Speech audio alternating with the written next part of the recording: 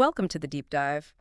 Today we are going to be tackling body mass index. Ooh, fun. Yeah, it might not sound... Is riveting. It's gonna be riveting, just trust me on this one. But yeah, no, it's body mass index or BMI, and it's actually way more complex and fascinating than just like... Than stepping on a scale. Yeah, than stepping on a scale. And there's so much more to it. There is so much more to it. And you guys know that we love to take your research suggestions. Yes, we do. And you sent in this incredible research paper that comes with this global map showing BMI differences between men and women. Yeah. And let me tell you, it challenges a lot of assumptions. It challenges pretty much everything you think you know about weight and health. Yeah. Yeah. It really does. So this is going to be a good one. It is. Welcome to Gender Decoded, where numbers align, seeing the stories that they define. Breaking the barriers, truth untold, insights in gender, the data unfolds.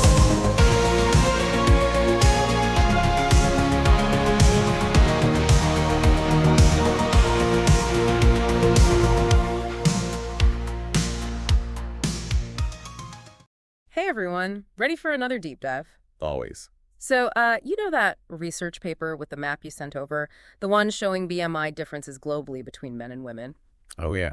I gotta say, it was pretty eye-opening. I mean, you don't usually think of BMI as being so so connected to things like culture, you know? It's definitely not just about biology. Right.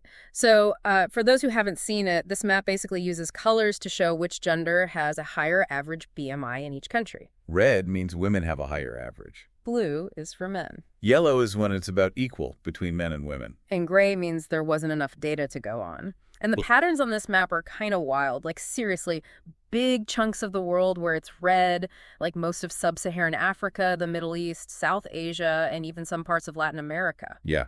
You'd think it would be a simple, like, developed versus developing split. Right. But it's way more complex than that. Absolutely. And then you've got North America, Europe, Australia, a lot of East Asia. Those are mostly blue. So men have higher BMIs in those areas. Yeah.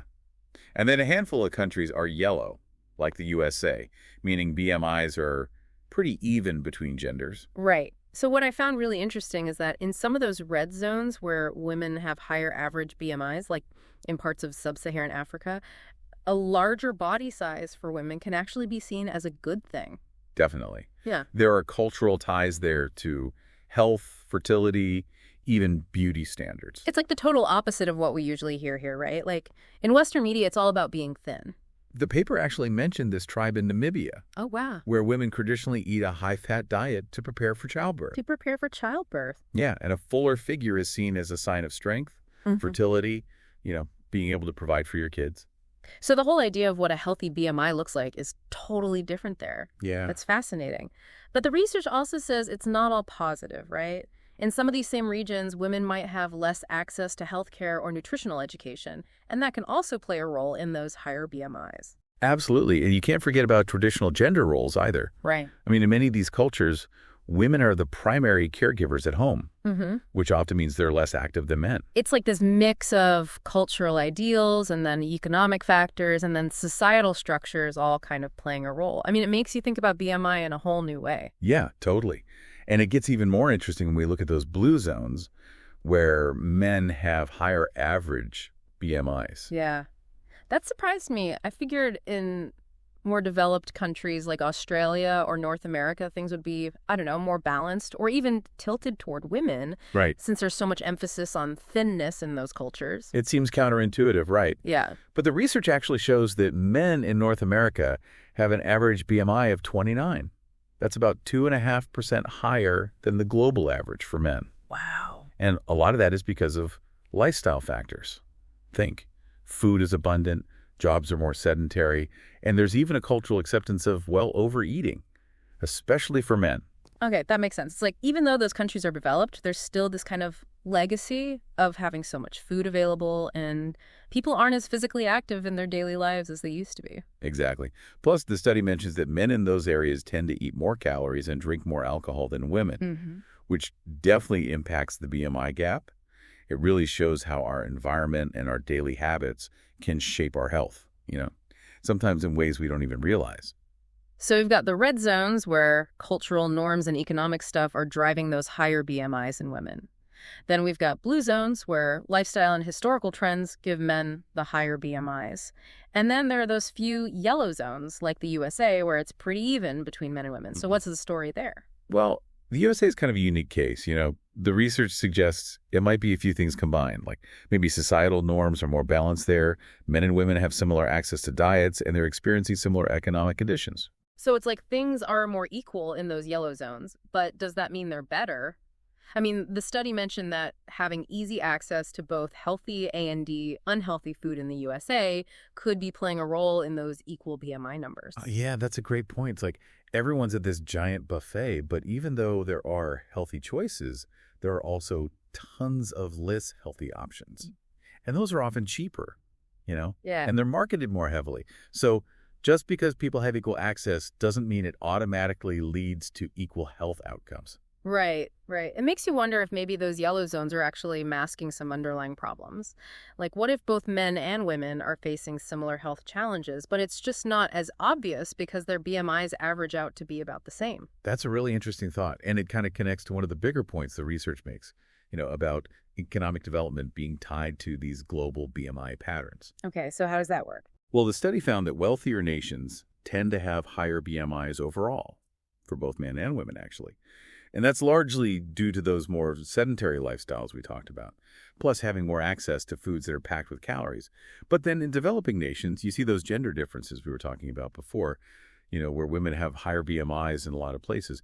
And that's because cultural and economic factors have a bigger influence on things like, well, who gets to eat what kinds of food, and even what body types are seen as desirable or healthy. So it's not just about how MUCH food a country has, but also who gets to decide what they eat and how those choices are shaped by their culture. Exactly. And that kind of brings us back to that whole idea of different beauty standards around the world, right? Like we were talking about that Namibian tribe where a larger size for women is considered attractive and healthy. That's the total opposite of the thin ideal we see in Western media all the time. It's crazy how different those ideas can be, depending on where you are in the world. But it makes you think about how those cultural messages can really impact people's choices and their health. Definitely. Like in some cultures where things are more patriarchal, women might not have the same opportunities to be physically active. And that could be one reason why we see those red zones on the map where women have higher average BMIs. It's like cultural norms influence lifestyle choices, which then affect health outcomes. It's also interconnected. It's like peeling back the layers of an onion. Every layer reveals something new and surprising about the things that impact our health. I like that. And speaking of layers, the research actually goes even deeper into some gender-specific stuff. Oh, tell me more. Well, for women, the study points out this really interesting interplay between biology, cultural standards, and social inequalities. All of that contributes to how BMI is seen and experienced. Right. The study mentioned how women naturally have a higher percentage of body fat than men because of hormones and, being able to have babies. That's just basic biology. Yeah. Exactly. And that natural difference is really important to understand because it affects how weight is distributed and how BMI measurements can be different between men and women. But then, on top of that biological reality, you have all those cultural norms and expectations. And in many cultures, a larger body size for women is still seen as a good thing, a sign of wealth or status. Right. Especially in places where food has been scarce in the past. A fuller figure can be a sign that a woman is healthy, fertile, and able to care for her family. It's a totally different perspective from the thin ideal that's so common in Western media. Yeah, it's a good reminder that there's no one right way to look. What's considered healthy can be totally different depending on where you are and what your culture is like. I agree. But it's also worth noting that this cultural thing about admiring a larger size in women, it isn't always a good thing. Sometimes it can actually hide health problems or lead to practices that aren't healthy, like force feeding. That's a really good point. Like any cultural norm, there can be both good and bad sides to it, and it's important to think about the whole picture. You got it. And the study also talks about how social inequalities can make things even more complicated for women, especially in developing countries.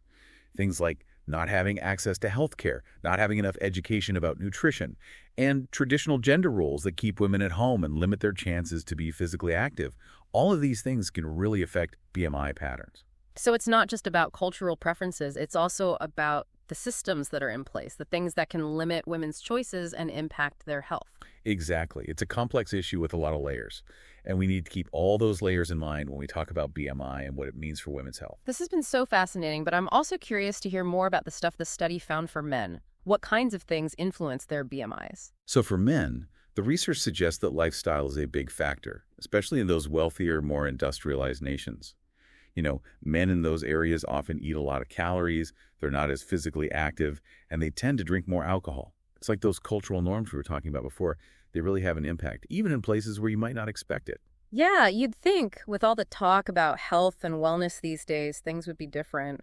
But the study actually says that men in those highly developed areas like Australia and North America, they still have some of the highest BMIs globally. Why is that? Well, it might be a kind of legacy effect. Like even though lifestyles are changing, there's this history of having plenty of food and jobs that aren't as physically demanding. Think about it. A few generations ago, most men were doing manual labor or working on farms. Now, way more men are sitting at desks all day. So their bodies are still kind of adapted to a lifestyle that doesn't really exist anymore, and all that easy-to-get high-calorie food is just making things worse. Exactly. And then you add in the cultural norms that often encourage men to eat more and not worry so much about their weight. It's like there's this idea that real men should have big appetites and not be too concerned about how they look. Yeah, you see that everywhere. Like the portion sizes at restaurants, the way food is marketed to men. It's like they're being told, hey, if you're a real man, you got to eat a lot. Right. And those messages can be really powerful, especially when they're coming from all sides, from society, from the media. It all adds up to this environment where it's easier for men to gain weight and harder to lose it. It's not just about cultural norms, though, right? The study also talks about economic factors affecting men's BMIs. Absolutely. In those wealthier countries, men often have more money to spend on food just because they tend to have more financial independence than women. They're the ones making decisions about what the family eats, too. That makes sense. And when you combine that economic advantage with the cultural stuff we talked about before, it's easy to see how men's BMIs could be higher in those societies. Exactly. It's this whole mix of cultural and economic factors that shape how men relate to food and their bodies. The study also mentions something else that people don't always think about too, right? Occupational hazards. Like men who work in cities or have jobs where they sit all day, their BMIs tend to go up compared to guys who have more physically active jobs. It's true. When you're stuck at a desk all day, it's tough to stay at a healthy weight, even if you're trying to eat right. And then add in things like long commutes, not having a lot of time to exercise, and all that fast food and snack food that's everywhere you look. It's like the modern workplace is almost working against men's health, in a way. Yeah, I think you could say that. It's creating this situation where it's harder for men to have healthy habits and easier to slip into patterns that lead to weight gain. Okay, so we've got this whole complicated mix of things going on here, right? Biology, culture, economics, even the kind of work men do, all of that is influencing BMI patterns. It's a lot. But one of the big takeaways, I think, is that BMI isn't just about personal responsibility. There are things going on that are outside of people's control. I totally agree. We tend to focus on the choices individuals make, but we need to remember that there are bigger things at play, systems that make it harder for some people to maintain a healthy weight. It's not as simple as telling people to eat less and exercise more. We have to look at the environment and the social factors, too. Exactly. It's like telling someone to swim faster when they're swimming against a strong current. That's a perfect analogy. It highlights how important it is to have policies and programs that make it easier for everyone to access healthy food, have opportunities to be physically active, and get good health care. We need to build an environment that supports healthy choices instead of making them harder. Totally agree. And I think on a more personal level, this research encourages us to be more aware of all the messages we're getting about what our bodies should look like and how we should eat. Those messages aren't always true or helpful, you know? You're so right. We need to be more critical of what we see and hear, question those messages, and then make choices that feel right for us, for our own bodies and our own lives. Exactly. And remember, health isn't about reaching some perfect endpoint. It's a journey. There's no one right way to do it, and what works for one person might not work for another.